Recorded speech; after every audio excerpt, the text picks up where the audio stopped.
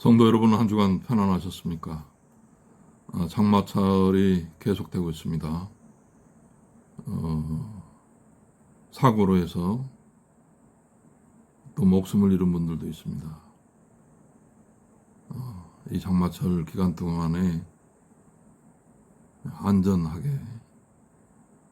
삶을 지키는 그런 여러분들이 되시기 바랍니다. 오늘 성경 본문 말씀은 레위기 5장입니다. 함께 보겠습니다.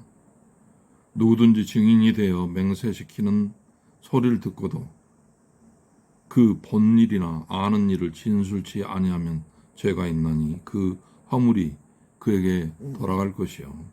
누구든지 부정한 들짐승의 사체나 부정한 가축의 사체나 부정한 곤충의 사체들 무릇 부정한 것을 만졌으면 부지중해라 할지라도 그 몸이 더러워져서 허물이 있을 것이요.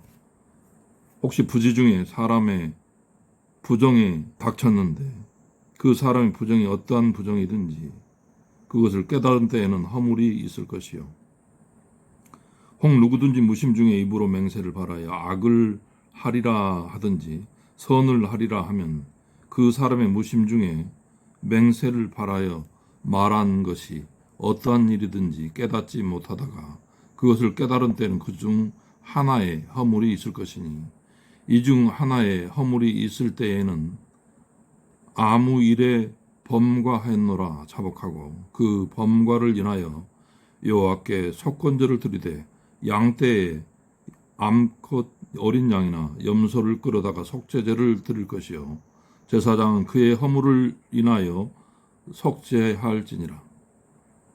만일 힘이 어린 양에 미치지 못하거든 그 범과를 속하기 위하여 산비둘기 둘이나 쥐비둘기 새끼 둘을 여호와께로 가져가되 하나는 속죄 제물을 삼고 하나는 번제물을 삼아 제사장에게로 가져갈 것이요 제사장은 그 속죄 제물을 먼저 드리되 그 머리를 목에서 비틀어 끊고 몸은 아주 쪼개지 말며 그 속죄 제물의 피를 단 곁에 뿌리고 그 남은 피는 단 밑에 뿌릴지니 이는 속죄제요. 그 다음 것은 규례대로 번제를 드릴지니 제사장이 그의 범과를 위하여 속한즉 그가 사함을 얻으리라. 만일 힘이 산비둘기 둘이나 쥐비둘기 둘에도 미치지 못하거든 그 범과를 인하여 고운 가루 에바 10분 1을 애물로 가져다가 속죄 제물로 드리되 이는 속죄제인즉 그 위에 기름을 붓지 말며 유향을 놓지 말고 그것을 제사장에게로 가져갈 것이요 제사장은 그것을 기념물로 한 움큼 취하여 단 위 여호와의 화제물 위에 불사를 지니 이는 속죄제라. 제사장이 그가 이 중에 하나를 범하여 얻은 허물을 위하여 속한즉 그가 사함을 얻으리라. 그 나머지는 소제물과 같이 제사장에게 돌릴지니라. 여호와께서 모세에게 일러 가라사대 누구든지 여호와의 성물에 대하여 그릇 범과하였거든 여호와께 속건제를 드리되 너의 지정한 가치를 따라 성소의 세겔로 몇 세겔 은혜에 상당한 흠없는 수양을 때 중에서 끌어다가 속건제로 드려서 성물에 대한 범과를 갚되 그것에 5분 1을 더하여 제사장에게 줄 것이요 제사장은 그 속건제의 수양으로 그를 위하여 속한즉 그가 사함을 얻으리라. 만일 누구든지 여호와의 금령 중 하나를 부지중에 범하여도 허물이라 벌을 당할 것이니 그는 너의 지정한 가치대로 때 중 흠없는 수양을 속건 제물로 제사장에게로 가져갈 것이요 제사장 그의 부지 중에 그릇 범한 허물을 위하여 속한즉 그가 사함을 얻으리라. 이는 속건제니 그가 실로 여호와 앞에 범과함이니라. 속죄제를 통해서 여러 가지 제목들을 따지고 있습니다. 우리가 부지 중에 지은 죄도 있고 또 알고도 지은 죄가 있습니다. 또 자기가 분명히 그 현장을 봤는데도 그걸 증언을 해야 하는데도 증언하지 않는 죄도 있습니다. 우리가 소크라테스의 변명을 읽어보면 플라톤이 제자인 플라톤이셨죠. 소크라테스는 말만 했어요. 글자 한 글자도 남기지 않았는데 제자들이 소크라테스의 말을 다 적었습니다. 소크라테스는 결국 법정에서 아테네 시민들에 의해서 결국 목숨을 잃게 되죠. 그러면서 자신을 죽이면 지금 나를 죽인 사람들이 결국은 더 큰 화를 입게 될 것이다. 그리고 선량한 시민들이 가만두지 않을 것이다. 특히 소크라테스 자신은 아주 빈곤한 사람이었어요. 은화 20개 정도만 갖고 있었던 사람이었습니다. 하지만 법정에서 은화 30을 요구를 했기 때문에 벌금형도 감당할 수 없는 그런 수준이었죠. 소크라테스 자신은 철학을 하느라고 자본을 축적할 기회가 없었지만 청년들은 여유 있는 부잣집 자녀들이 많았습니다. 굉장한 역설이죠. 그런데 소크라테스는 그 얘기를 하죠. 악을 악으로 갚지 말아라 이 이야기를 하죠. 우리가 신앙을 갖고 있다라고 하는 것. 분명히 오늘 레위기 5장에서는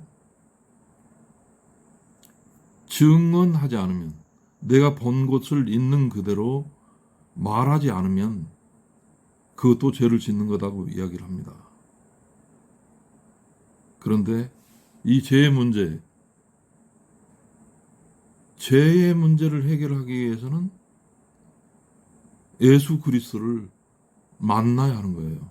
악을 악으로 갚는 것이 아니라 그 죄를, 나의 죄를 예수님을 만남으로 인해서 해결함을 받는 것이고, 예수님을 만남으로 해가지고 내가 그 악인을 처단하지 않아도 되는 것입니다. 예수님이 맡아주시는 거예요. 십자가상에서 우리의 죄를 대속해서 피 흘리고 물을 쏟고 숨이 끊어지는 그런 고통을 경험하신 인간 예수가 우리의 죄를 대신 짊어지고 간 것을 우리는 기억해야 합니다. 그 사실을 알고도 말하지 않으면 안 된다고 분명히 레위기 5장은 이야기하고 있습니다. 알고도 말하지 않는 게 죄가 된다라고 하는 것입니다. 동시에 악을 악으로 갚지 말라고 이야기합니다. 하물며 소크라테스도, 철학하는 소크라테스도 묻고 또 묻고, 그래서 그 당시의 지식인들이 얼마나 엉터리인가, 그 사람들이 갖고 안다고 하는 것이 얼마나 작은 것인가를 이렇게 깨닫게 하는 것이죠. 계속 질문을 통해서 그 원색적인 답을 찾아가는 것입니다. 그리고 결국은 역사상 철학 때문에 죽은 첫 번째 인물이 바로 소크라테스가 되죠. 그 기록을 제자들은 하나하나 아테네 법정에서 일어났던 것들을 하나하나 다 기록하고 있습니다. 우리의 죄의 문제들을 예수를 만나서 해결해야 합니다.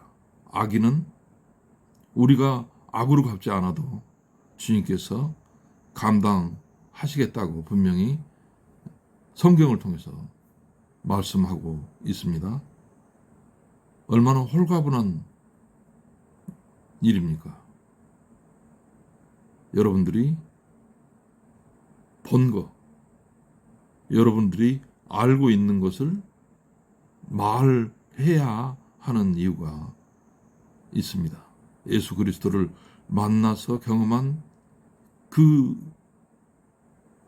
경험을 여러분들이 증언하시기 바랍니다. 아멘.